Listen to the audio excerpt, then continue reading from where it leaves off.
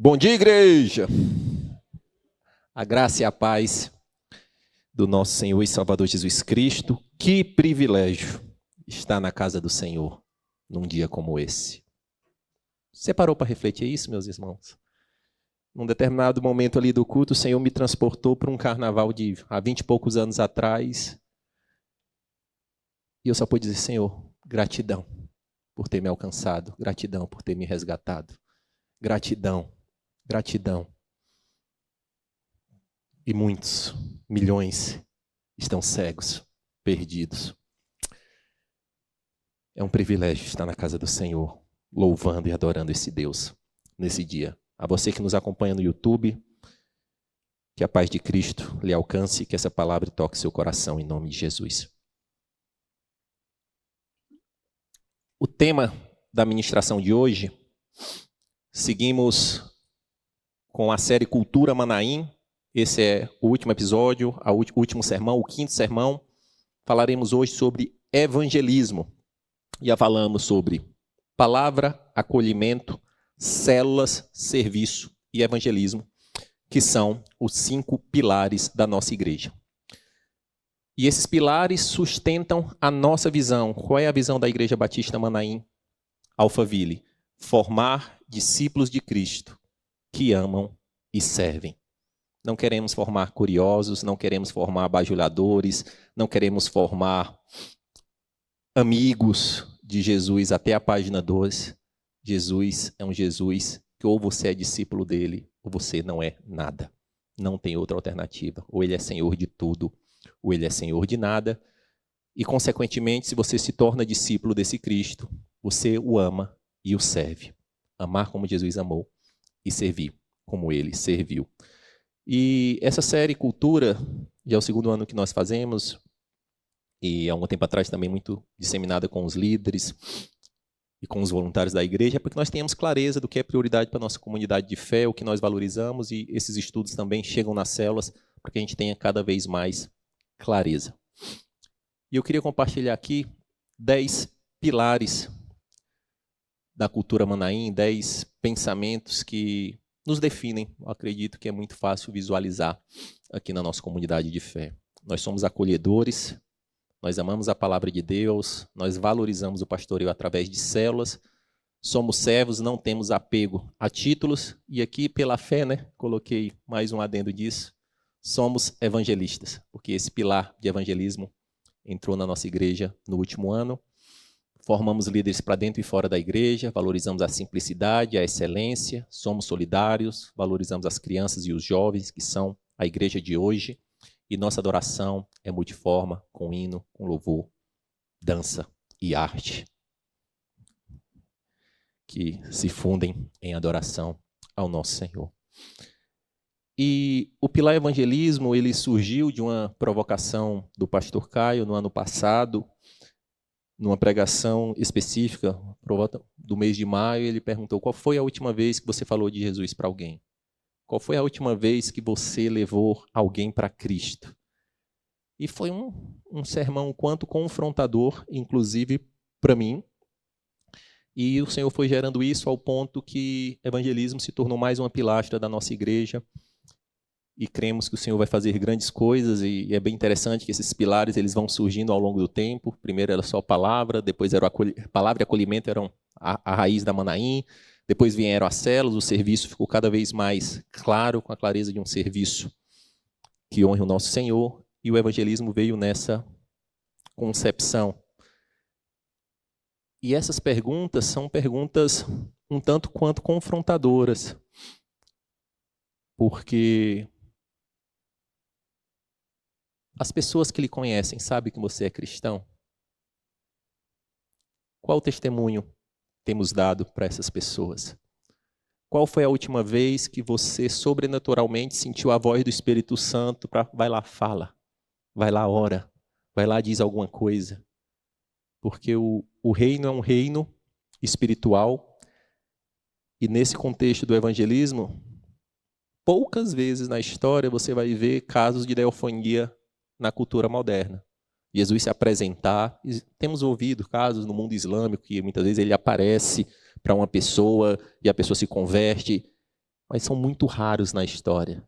As pessoas vão ver e conhecer esse Cristo através de mim e de você. Nós somos esses discípulos que levaremos a boa notícia de Cristo. E o sermão de hoje, ele é um sumário, um pocket de 7 sermões. Ano passado eu fiz uma série só sobre evangelismo e hoje eu vou tentar sumarizar as principais ideias. E eu queria compartilhar algo bem bacana. Esse ano, né, o pastor Getúlio aliou uma estratégia que nós temos células na igreja e células já 100% em casas. E essa semana foi instituído que sempre a última semana do mês, as células que funcionam aqui na igreja, de terça e de sexta, elas absorvem essa orientação evangelista para ir para casa, para orar por convidados, para jejuar por vidas, para chamar um parente que tem preconceito de igreja, para chamar aquele vizinho. E foi muito lindo essa semana. Especificamente, tivemos uma experiência muito linda em uma dessas visitas, né? Uma família, desde quando foi falado que a casa dela ia ser aberta, não são cristãos, eles ficaram há 21 dias se preparando. Como é que eu vou receber esses crentes? Como é que é? Será que são normal? Será que não são? O que é que eles fazem? E não sei o quê. E aquela família viveu esse caráter de anfitrião. Aí no final eu brinquei, e aí, a gente é meio diferente demais? Não, vocês são bênção, pode vir de novo, a casa está aberta. Não sei. E esse é o evangelho. Esse é o bom evangelho de Cristo. Mas, para entendermos, né, o que é o evangelho, essa frase eu norteei ela toda nessa outra série, que eu sempre falei, ela é um tanto confrontadora, mas ela é real. Se você não quer levar alguém para o céu, provavelmente você não vai estar lá. Se você não entendeu o valor desse evangelho, a transformação que esse evangelho é, a prioridade que ele é na sua vida, e você não quer levar ninguém para, talvez, a concepção do que esse evangelho ainda não chegou.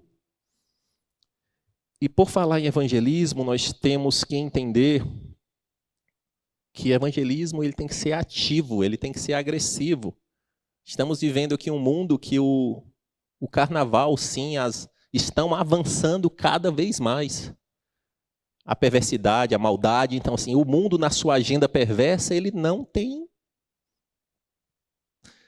bons modos, não. Ele está avançando mesmo. E a igreja de Cristo não pode se acovardar. A igreja de Cristo não pode ser soft. O que vão pensar de mim? Será que vai ficar ofendido o meu colega de trabalho porque eu vou falar, eu convidar para a igreja? Ou será que o que será que o meu vizinho vai pensar de mim porque eventualmente eu fui imbuído pelo Espírito Santo e bati lá? Não entendo muito bem, mas o Espírito Santo mandou te perguntar se você está precisando de alguma oração. E pode ser que você leve a porta na cara. Amém.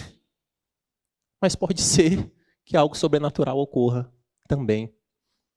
E a igreja, ela tem vivido, se omitido, sendo muito soft, numa verdadeira guerra, meus amados irmãos. Não vamos reduzir isso. Existe uma guerra espiritual acontecendo. E para entender o que é evangelismo, nós temos que entender qual é a proposição do evangelho. Porque se eu for evangelizar com a proposição errada, eu estou fazendo o que Jesus disse para os fariseus. Tentam salvar um e levam 2 para o buraco. Porque, na verdade, a proposição do evangelho é santa. Qual é a proposta do evangelho? Transformação, redenção, justificação, vida eterna, obediência, poder, compaixão, paz, amor, fé, arrependimento. É nessa esfera que é a proposição do evangelho.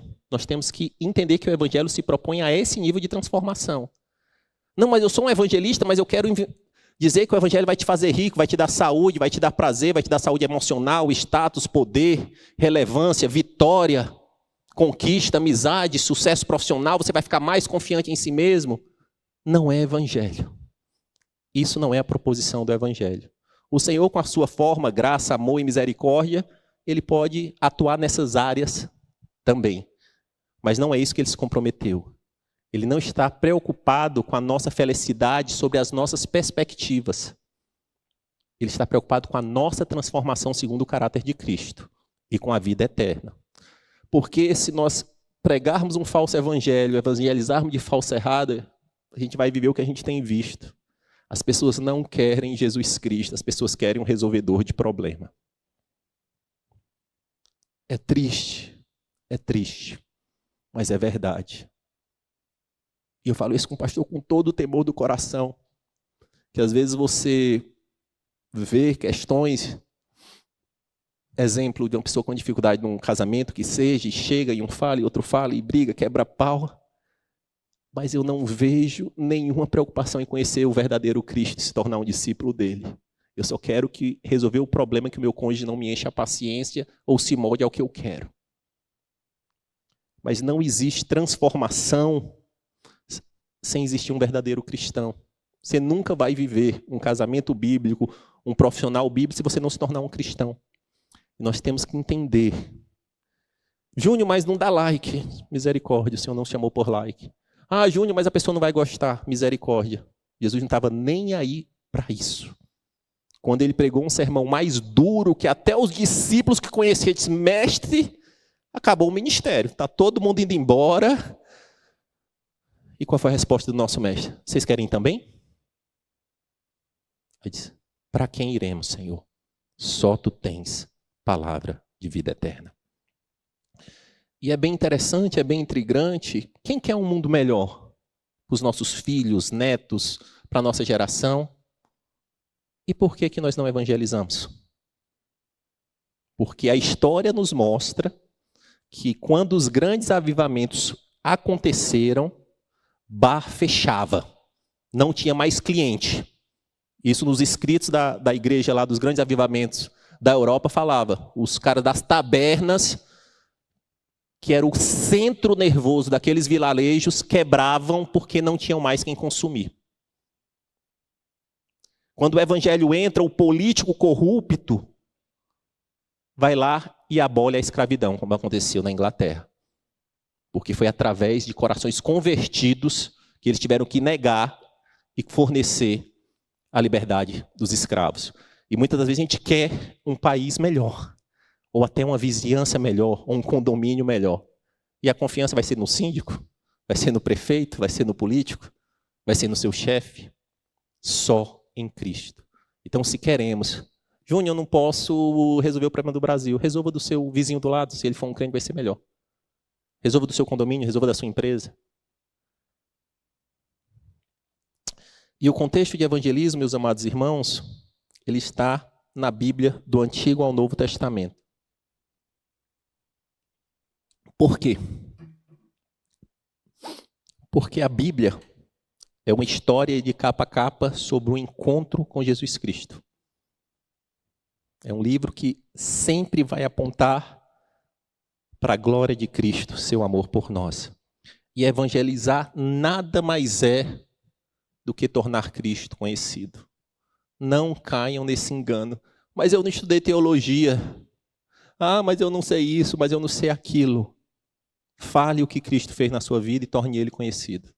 Isso já é evangelizar. Não é sobre você, não é sobre a teologia perfeita, é sobre tornar Cristo conhecido e dar glória a ele. E dentro desse contexto, nós vamos nos debruçar em 7 pontos e voltar a reforçar cada um desses pontos. Tem uma pregação específica no YouTube, se você quiser se debruçar sobre esse tema, dá para aprofundar um pouco mais. Primeiro ponto, evangelizar é obedecer. Ezequiel 3,17, aqui o Senhor falando ao profeta. Filho do homem, disse ele, eu fiz sentinela para a nação de Israel. Por isso ouça a palavra que digo e leve-lhes a minha advertência. O Senhor ele tem um chamado específico para cada um, mas tem um chamado geral. Ah, eu estou discernindo de Deus se eu devo evangelizar. Não, isso é para todos. Isso é para todos. Falar do amor de Deus e torná-lo conhecido é uma obrigação peremptória de todos os cristãos. E aqui ele dá um chamado, um alerta no profeta, num momento mais um de depravação de Israel, e ele diz, vai, eu te tornei um atalaia. E atalaia era aquele que ficava nas muralhas, observando o que estava acontecendo, e quando vinha um exército inimigo, ele tinha a obrigação de alertar gritar ou com instrumentos para que todos ficassem postos. E aqui qual é a simbologia aqui? Ezequiel.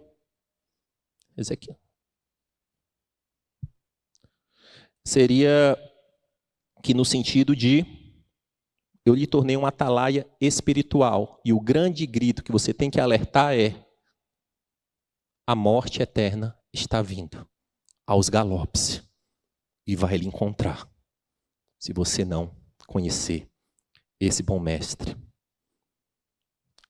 E aqui, com o profeta, o Senhor foi até mais didático. Ele, no verso 3 desse mesmo capítulo, ele deu um rolo e disse: coma esse rolo, se encha dessa palavra para que você possa falar. E mais à frente, isso vai seguindo. E por que é uma obrigação? Ele vai ilustrando para o profeta: se eu mandar você falar e a pessoa não se converter, você não tem responsabilidade nenhuma.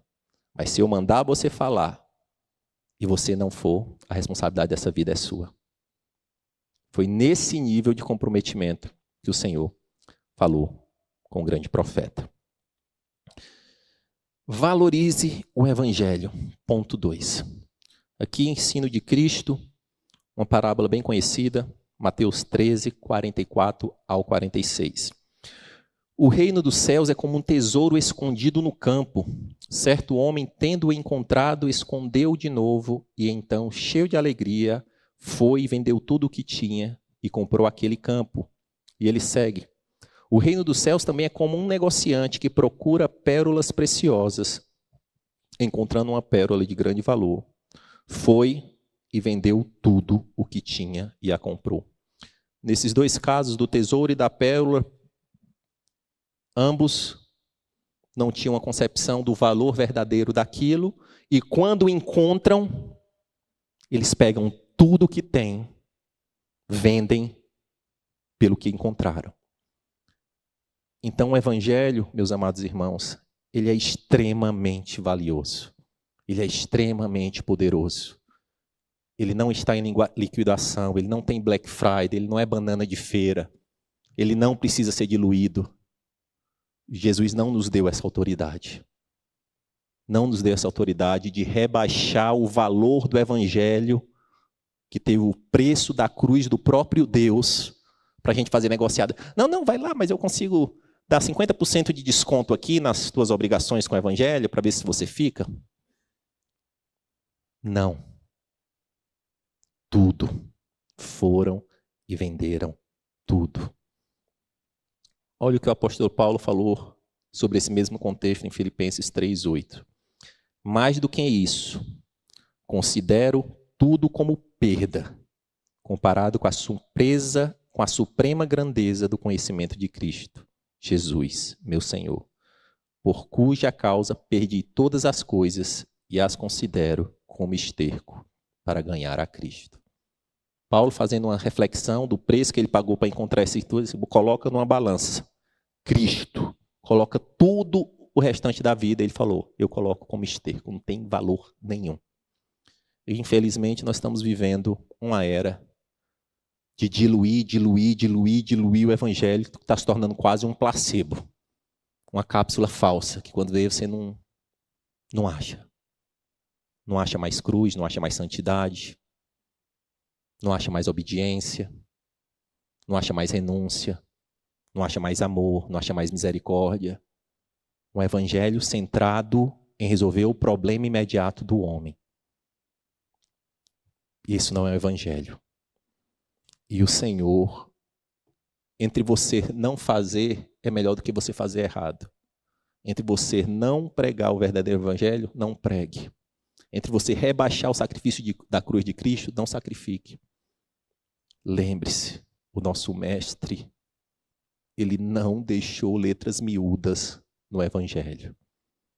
E ele marcou a história da humanidade dizendo, vem, você precisa morrer. Você precisa negar a si mesmo. Você precisa pegar a sua cruz. O caminho é estreito. Contudo, todavia, entretanto, eu estarei com vocês todos os dias, até a consumação dos séculos. E hoje nós temos vivido um evangelho de porta larga. Não, vem aí, faz o que dá. Misericórdia, meus amados irmãos. O Evangelho é a pérola de grande valor, é o tesouro escondido. Ponto 3, evangelizar é semear. Lucas 8. Outra parábola bem conhecida, e essa é tão relevante para nós, que é uma das poucas que Jesus ele pregou e explicou, item por item, para não ter que adicionar nada. E aqui eu vou ler só 2 pontos relevantes dessa parábola. No verso 5 ele fala que um semeador saiu a semear. E lá no 15, já no final, ele finaliza dizendo: mas as que caíram em boa terra, essas são as sementes, né, obviamente, são os que, com o coração bom e generoso, ouvem a palavra, retêm e dão fruto com perseverança.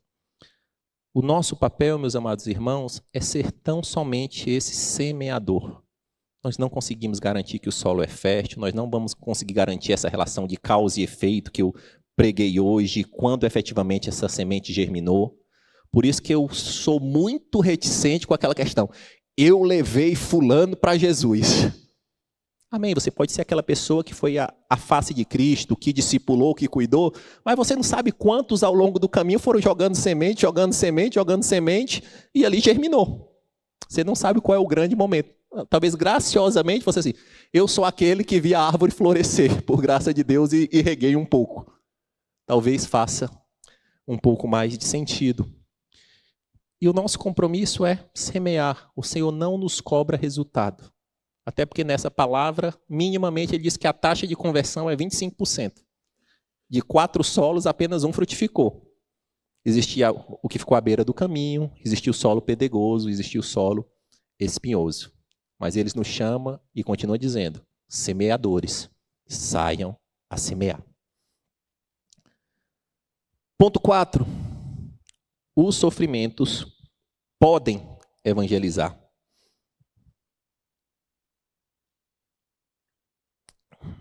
E eu coloquei podem porque eu não quis ter a ousadia de dizer que devem evangelizar. Mas o sofrimento para o cristão também ele deve, até o sofrimento, gerar glória para o nosso Senhor. Olha o que o apóstolo Paulo, escrevendo aos Filipenses, compartilhou. Filipenses 1, 12 e 13. Quero que saibam, irmãos, que aquilo que me aconteceu tem antes servido para o progresso do Evangelho. Como resultado, tornou-se evidente a toda a guarda do palácio e a todos os demais que estou na prisão por causa de Cristo. Qual é o contexto? A igreja de Filipe foi uma igreja que Paulo viveu e plantou pessoalmente, e essa igreja viveu aquele episódio bem conhecido de Paulo e Silas na prisão. Que aqueles homens pregaram, semearam, e a consequência disso foi calabouço, açoites, prisão. E ali o Senhor fez toda aquela questão miraculosa e os libertou, o carcereiro, a família foi salva. Mas ali aquela igreja já tinha entendido que existia uma relação com Paulo entre sofrimento e salvação. E Paulo continua, anos passam, ele mandou uma carta para essa igreja. E eu fico imaginando as pessoas recebendo. Como é que será que Paulo está bem? Será que ele já se tornou o grande bispo de Roma? Aí ele disse, estou preso de novo. Contudo, todavia, entretanto, o Senhor me abriu uma janela muito oportuna para o progresso do Evangelho. E aqui o progresso do Evangelho, no original, é o contexto dos romanos que vinham arrebentando tudo para abrir as estradas para que o reino avançasse. O Evangelho está avançando de uma maneira sobrenatural. Porque nessa prisão, eu ganhei mais relevância. Quem está me pastoreando é a própria guarda pretoriana, que era a guarda dos mais relevantes de Roma. E os estudiosos dizem que Paulo chegava a ficar amarrado com 2 ou 3 desses. Imagina a oportunidade para o Paulo ficar amarrado com 2 ou 3 desses caras. Só que esses homens, eles eram da guarda e eles rodavam das pessoas mais relevantes do império. Senadores, políticos, generais. E Paulo, vendo isso, eu considero que o meu sofrimento é uma grande oportunidade de progresso para o Evangelho. E nesse contexto nós começamos a entender por que esse homem que sofreu tanto escreveu Romanos 8, 28. Todas as coisas cooperam para o bem daqueles que amam a Deus. Deus, ele não perdeu o controle. E muitas das vezes, meus amados irmãos, Deus não brinca conosco, longe disso. Ele não quer o sofrimento, mas a nossa visão é tão limitada que às vezes aquele vale, aquela tribulação imediata, a gente não consegue compreender o que vai acontecer depois. Mas fique imaginando, e aqui eu não quero colocar peso, mas a nossa fé ela tem que ser real e natural e prática. Eu passo uma vida toda dizendo que Jesus é tudo para mim, que Ele é a minha esperança, que Ele é meu porto seguro, que Ele é a minha torre forte, que Ele é o meu redentor. E na minha primeira pedra do sapato eu desfaleço. Eu fico imaginando um ímpio que estava dizendo, rapaz, eu aqui com uns remédios aqui, uns remédios meio doido, eu fico melhor do que esse crente aí quando as coisas ruins acontecem. É o que eu brinco, mas é verdade. Se está numa empresa e tem uma ordem de demissão em massa, o evangelho que eu creio é para os crentes abraçar e consolar os outros.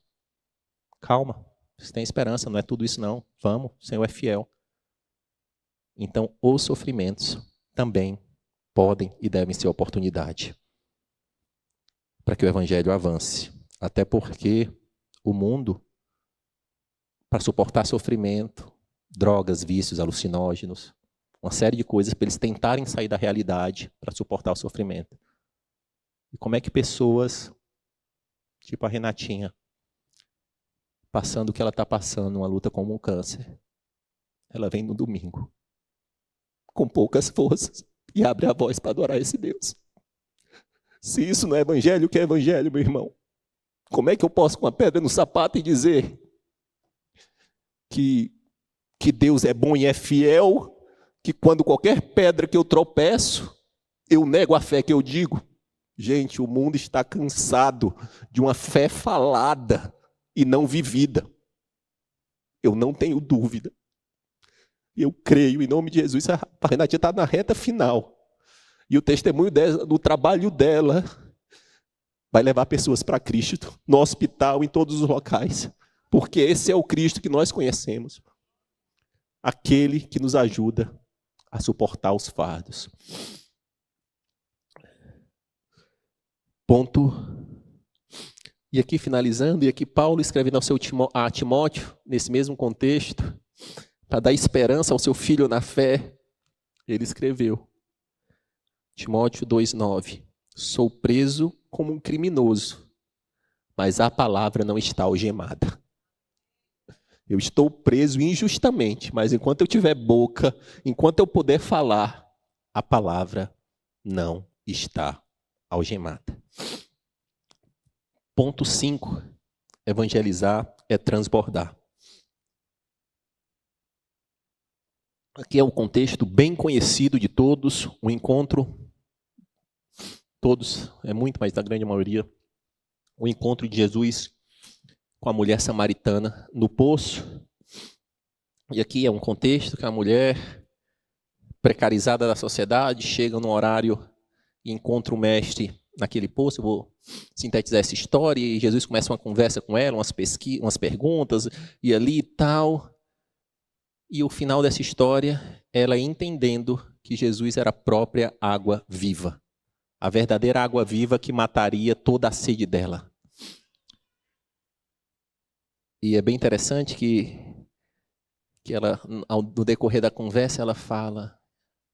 Primeiro ela achava que Jesus era um homem comum, depois colocou Jesus ao patamar de profeta. Veja que é profeta, está falando umas coisas até poderosas, está dando até uns arrepios aqui. Só que aí depois ela disse, mas quando o Messias vier, tudo isso vai ficar esclarecido, vai ficar tão bom, todas essas tretas entre samaritanos e judeus. E Jesus fala, ele veio, está aqui com você, face a face. E aquela mulher, ao ter o encontro com o verdadeiro evangelho, com o verdadeiro Senhor, olha o que está escrito no 39 a 41. João 4, 39 a 41. Muitos samaritanos daquela cidade creram nele por causa do seguinte testemunho dado pela mulher. Ele me disse tudo o que tenho feito.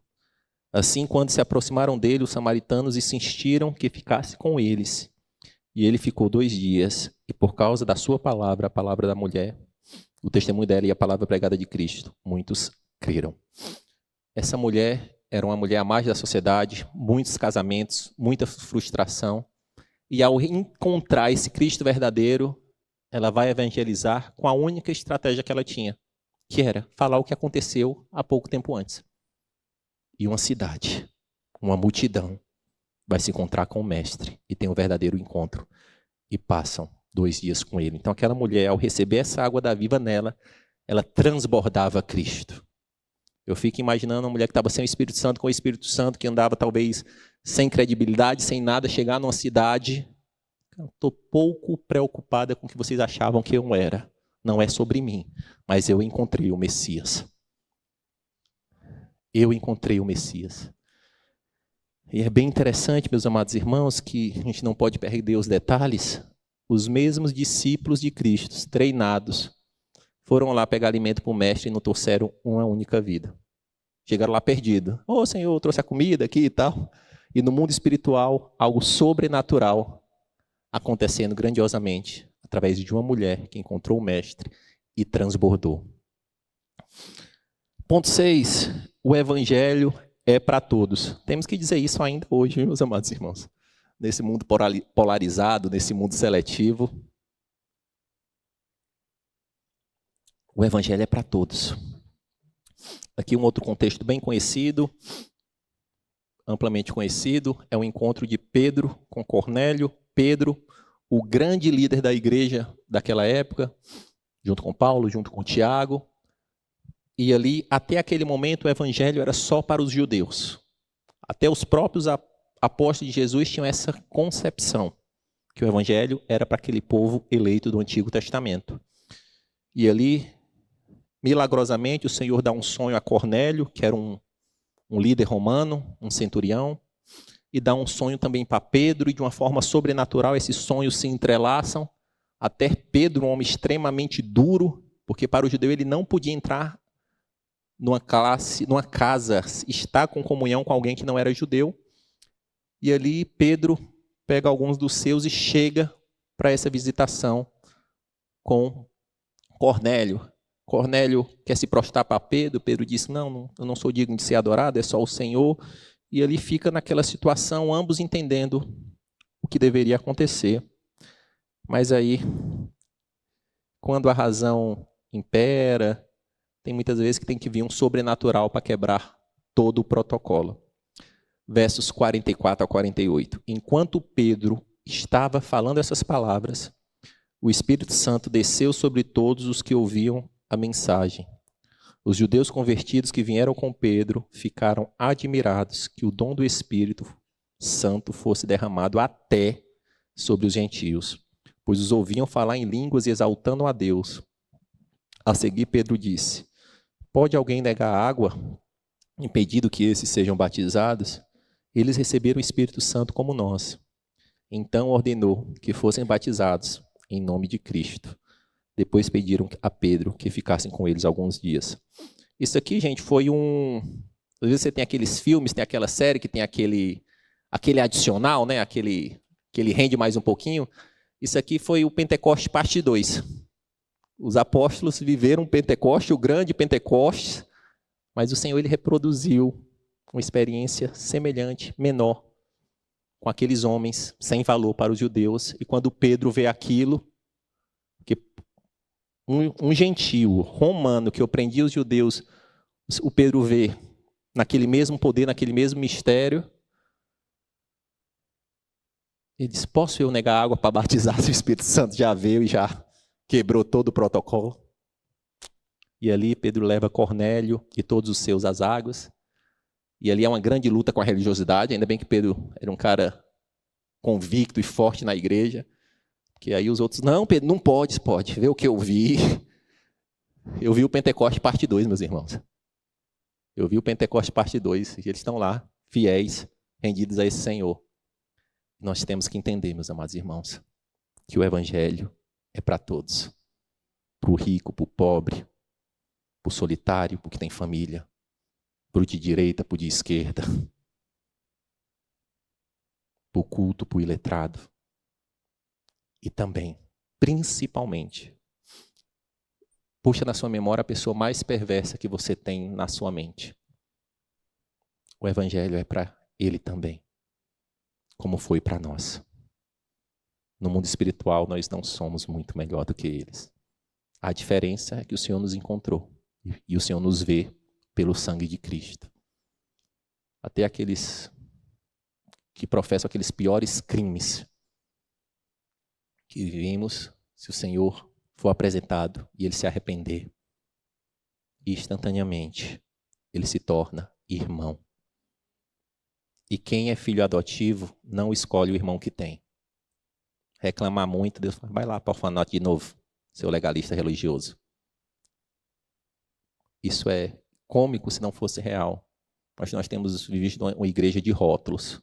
Ah não, o evangelho é até bênção, mas se tiver um pecado sexual que me ofender muito, não vai. O evangelho é bênção, mas se tiver um espectro religioso comigo, eu não topo falar de Cristo. Mesmo Cristo mandando você falar, temos que entender, meus amados irmãos, que o evangelho é para todos. E nós temos que nos preparar. Nós temos que nos preparar, sim. E é maravilhoso. Hoje, mais cedo, aí no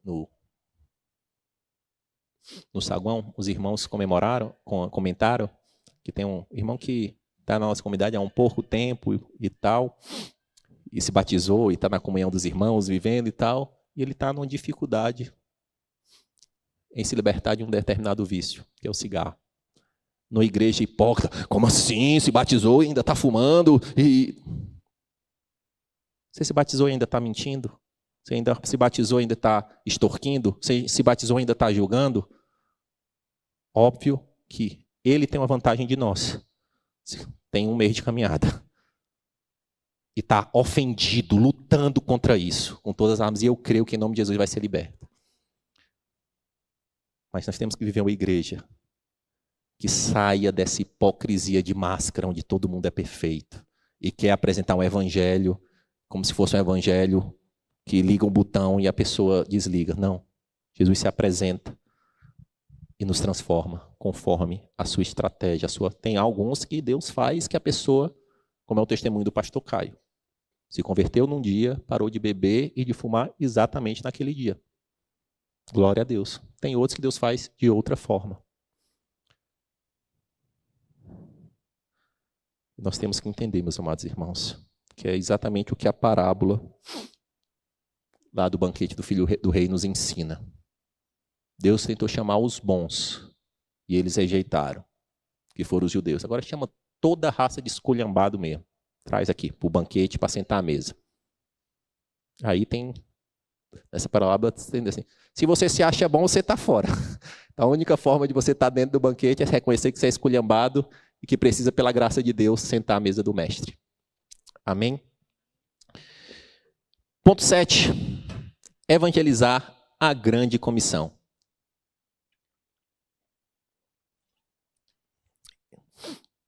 E aqui, reta final do ministério de Jesus, que é a final mesmo. E aqui foi como Mateus encerrou os seus relatos, e Mateus foi muito meticuloso. E ali ele é muito detalhista. E ele finaliza deixando uma última palavra do mestre. Eu não vou ler, porque é bem conhecido, mas no falso evangelho é como se tivesse Jesus assim, Mateus, escreve aí a última palavra minha, vai e seja feliz. Vai e seja próspero, vai e conquiste, vai e seja grande. Porque o falso evangelho está dizendo isso, que Jesus morreu na cruz para dizer, cara, a tua grande comissão nessa tua vida é isso. Não é isso. O que o Senhor disse com uma grande comissão, e nós temos que entender, gente, Jesus ele é Senhor. Quem é Senhor não sugere, ele ordena. Quem é Senhor, ele ordena, não sugere. E quando servimos ao Senhor e nos propomos a servir Ele, nós só temos dois caminhos, obedecê-lo ou não. Porque não é uma sugestão, Jesus não está trocando comigo. Ah, pensa aí, se você tiver afim, tenta ver se dá para encaixar. Vê pensa aí, se der, me coloca aí na tua agenda. Não é assim que funciona. Olha o que o mestre deixou como grande comissão para nós. Portanto, vão e façam discípulos de todas as nações, batizando-os em nome do Pai, do Filho e do Espírito Santo, ensinando-os a obedecer a tudo o que lhes ordenei. E estarei sempre com vocês até os fins dos tempos. Foi assim que Jesus encerrou, deixando essa ordem para nós. Esse grande desafio para nós, apesar de nós. E ele não sugere, ele ordena. E aqui nós temos que ter muito cuidado, porque aqui tem alguns verbos: ir, fazer discípulo, batizar em nome do Pai, do Filho e do Espírito Santo, e ensinar a obedecer. Então isso aqui deixa muito claro que é uma comissão próxima, porque eu vou, eu prego, eu ensino, se possível, eu compartilho da alegria das águas e me comprometo a ensiná-lo o que é esse mestre. Ah, pastor Júnior, você falou que tem que evangelizar, eu mandei uns 2 zap, o pessoal não respondeu, não tenho mais nada que fazer não. Vou chegar e dizer, não, tem aqui, ó, vou pegar aqui na célula da Tati do Giba, ó, teve um que veio, ó, vai que o filho é teu, bati minha meta do mês, do ano, da década. Não, é algo próximo. O mestre vai, prega, leva, vive, ensina, discipula, aprende, porque ele é teu irmão, que acabou de chegar do berçário, da orfandade, precisando da ajuda de um irmão que não é melhor do que ele, é um pouquinho só maior, que ele vai ajudá-lo. E ele nos deixa uma promessa: eu estarei com vocês até o final dos tempos. Ele estará conosco até o final dos tempos. Vamos recapitular o que vimos nessa manhã, meus amados irmãos? Pode baixar as luzes. Queria chamar o Manaim Worship para se posicionar. Nós vamos ter um tempo de louvor, de oração, nesse final, por essa causa. Temos que lembrar que evangelizar é obedecer. É uma ordenança e nós temos que obedecer, sim. Temos que entender que nós, ao evangelizar, primeiro temos que ofertar o evangelho correto, mas com o devido valor. O evangelho ele não tem desconto, não está em liquidação de forma nenhuma. Temos que compreender que o nosso papel nesse processo de obediência é jogar sementes.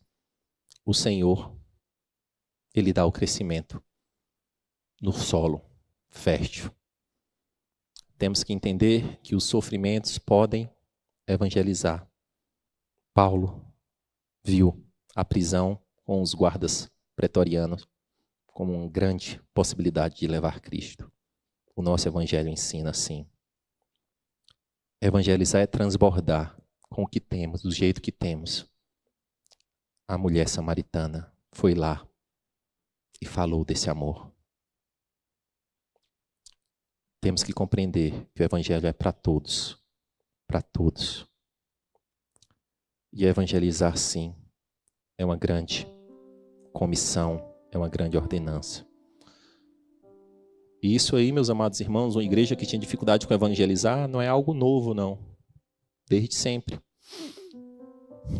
Mas a verdadeira palavra de Deus nos instrui: vá contra a cultura, negue-se, sirva, ame.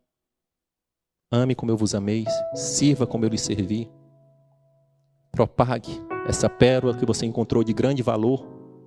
Mostre para outra pessoa. E se for pela graça de Deus, os olhos podem ser destravados. E eles podem ver. E temos que compreender que evangelizar é um grande comissionamento do Mestre. Baixe a sua cabeça, feche seus olhos.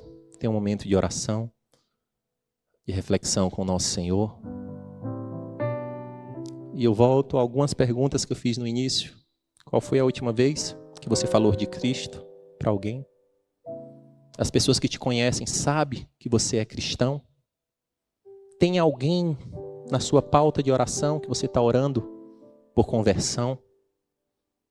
Qual foi a última vez que o Espírito Santo te chacoalhou para falar de Cristo para alguém?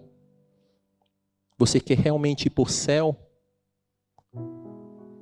Por que não tentar levar irmãos com você para essa jornada?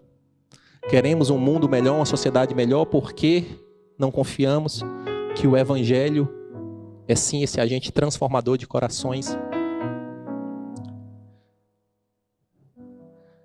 Obrigado, Jesus. A tua palavra é viva, eficaz. O teu Evangelho nos conforta, nos orienta. Obrigado, Senhor. Obrigado, obrigado, obrigado pelo teu grandiosíssimo amor. Obrigado, Senhor Deus amado, por ter se revelado em nós através do teu santo Filho, Jesus Cristo. Por ter morrido naquela cruz e ter pago o preço. O preço o Senhor já pagou. O difícil o Senhor já fez. Nos ajuda a te honrar com a nossa vida, com essa obediência, apresentando o grande amor, o maior de todos os amores, a única esperança. Se tem alguém aqui nessa manhã que ainda não confessou Jesus Cristo como seu Senhor e Salvador, a palavra de Deus nos orienta que aquele que com a sua boca confessar e crer no seu coração que Jesus Cristo é o Senhor, esse será salvo. Se tem alguém aqui que nunca confessou Jesus Cristo como seu Senhor e quer fazer agora, aqui ou através do canal do YouTube, faça essa oração com fé. Senhor Jesus, eu reconheço que Tu és o centro do Evangelho. Não existe Evangelho sem Cristo. Reconheço que Tu és o Filho de Deus, que morreu pelos meus pecados e ao terceiro dia ressuscitou. E hoje reina. Perdoa os meus pecados. Ajuda-me. Dai-me o Santo Espírito para que eu possa Te honrar e Te obedecer. E agora a segunda pergunta. Nós estamos num momento de guerra. O inferno avançando e gritando com carnaval, com depravação. E aqui não é uma palavra de olhar para o que você talvez não fez, ou olhar para não se sentir digno, não é sobre isso. O Evangelho não é sobre isso, é sobre se arrepender, tomar posição e seguir. E se você entendeu que realmente ser um evangelista, ser alguém que quer propagar esse amor, esse Evangelho, é algo que deve fazer parte da sua vida, ou já fez lá atrás e não faz mais, ou você não se vê capaz, não se vê instruído, eu quero orar por você. Fique de pé no seu lugar. Eu quero orar para que o Santo Espírito de Deus arda no seu coração essa ousadia de disseminar o seu santo amor. Glória ao Teu nome, Senhor. Eu Te louvo, Senhor. Louvado seja o Teu nome, Pai. Um exército de guerreiros que se levantam dizendo: Jesus, apesar de mim, eu quero florescer. Apesar de mim, eu quero sim levar mais do Teu amor. Eu quero, Senhor. Eu quero propagar mais desse Teu amor. Louvado seja o Teu nome, Senhor. Um exército se ergue nesse momento. Os que se ergueram, eu gostaria de vir aqui à frente. Queria chamar os pastores que estão aqui. Edu, Massinha, Getúlio, Ana. Eles vão orar com você. Isso não é um ato natural. É algo sobrenatural. No mundo sobrenatural você está dizendo: Jesus, eu quero mais de Ti. Jesus, eu quero ter testemunhos de vida na minha vida. Eu quero ver pessoas sendo batizadas e eu dizer: eu plantei essa semente, eu contribuí. Senhor Jesus, enquanto o Manaim Worship louva, os pastores vão descer para orar a Igreja de Cristo. Saiba que isso não é usual, meus amados irmãos. No mundo espiritual você está se posicionando como um atalaia, como um guerreiro de Deus.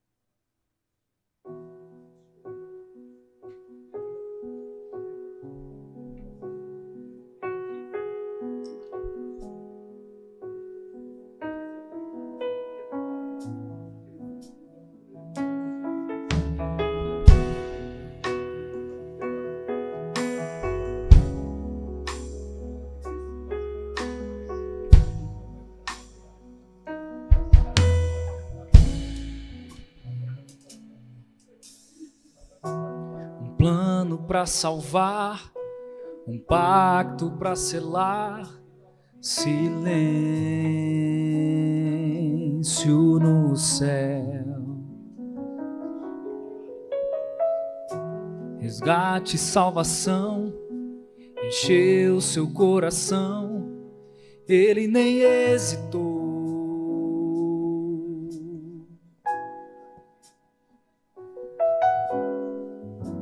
No palco do amor, o autor anunciou a vida e salvação. Tudo que ele fez foi obedecer o plano que Deus escreveu. E quando a minha história parecia ter chegado ao fim, a sua graça me alcançou. E quando tudo parecia estar perdido naquela cruz, o seu sangue me libertou.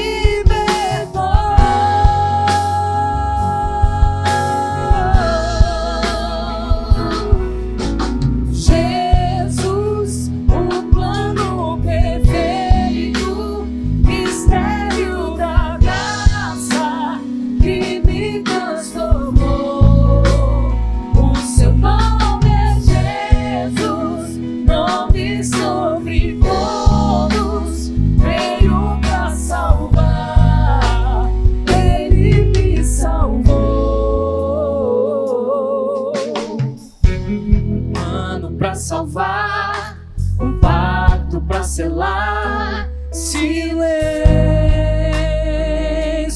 no céu. Resgate e salvação encheu seu coração. Se você já recebeu a oração, pode ir retornando para o seu lugar.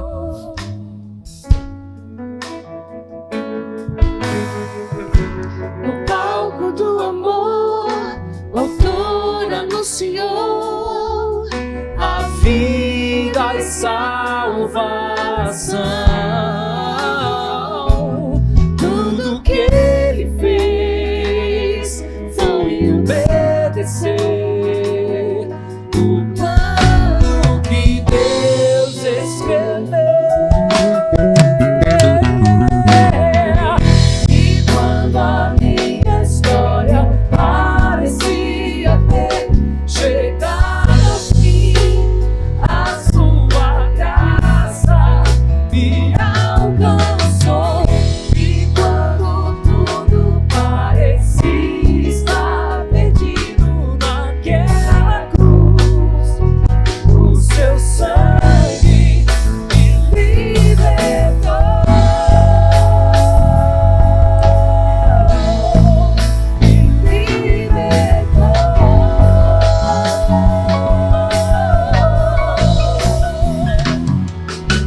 Jesus, o plano perfeito, mistério da graça que me transformou.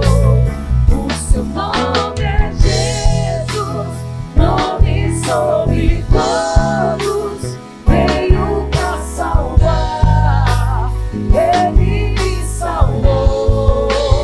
O seu nome é Jesus, o plano perfeito, mistério da graça que me transformou.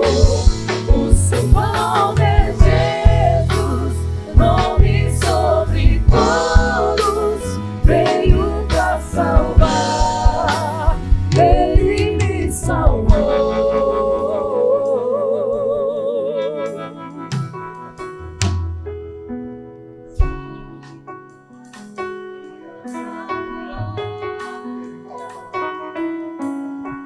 A igreja continua intercedendo. Espírito de oração, fique de pé, exalte ao Senhor. Ele me salvou. Louvado e engrandecido seja o teu nome, Senhor Jesus. Louvado e engrandecido seja o teu nome, Senhor Jesus. Digno é o Cordeiro de Deus, Rei de todo o universo, Criador dos céus e da terra, o único digno de ser adorado, o nosso Salvador, o nosso Redentor, Jesus Cristo, o Filho de Deus. Santo, santo é o Senhor dos exércitos. Glorificado e exaltado seja o teu nome, Senhor. Fortalece-nos, Pai. Capacita-nos, Pai. Santo, santo é o Senhor. Obrigado, Pai. Obrigado pelo teu amor, pela tua presença, pela tua instrução, pelo teu cuidado. Obrigado, Senhor. Obrigado, obrigado, obrigado. Santo Deus. Derecarabaradai. Derecarabaradai, derebalai. Eu sou o Senhor, Harabaraladai. O evangelho é simples, Halakarabaladai. Simples, Halakarabaladai. Apresente o meu filho, Harakarabaladai. Apresente tão somente o meu filho, Harakarabaladai. Ele é suficiente, Harakarabaladai. Não complique, Harakarabaladai. Não mude, Harakarabaladai. Não negue, Harakarabaladai, o que ele fez na cruz, Harakarabaladai. A cruz é suficiente, Harakarabaladai. Ele é o próprio amor, Harakarabaladai. Ele é a esperança, Harakarabaladai. Ele é a resposta, Zerekereblenei, para toda angústia, medo, pavor e temor de todas as eras, Harakarabaladai. Apresente o filho, Harakarabaladai. Pra selar silêncio no céu,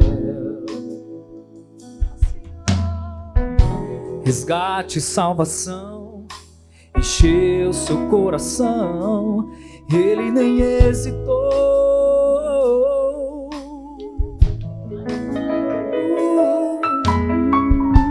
No palco do amor, o autor anunciou a vida e salvação.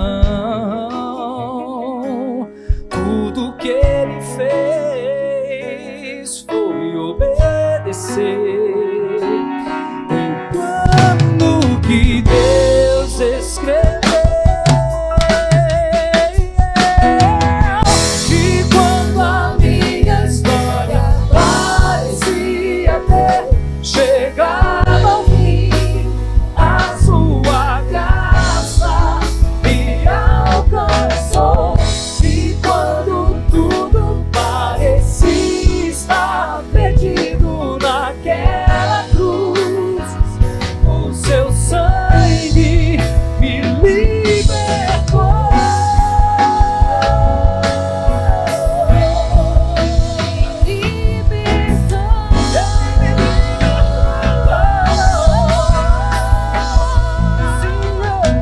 Jesus, o plano perfeito, mistério da graça que me transformou.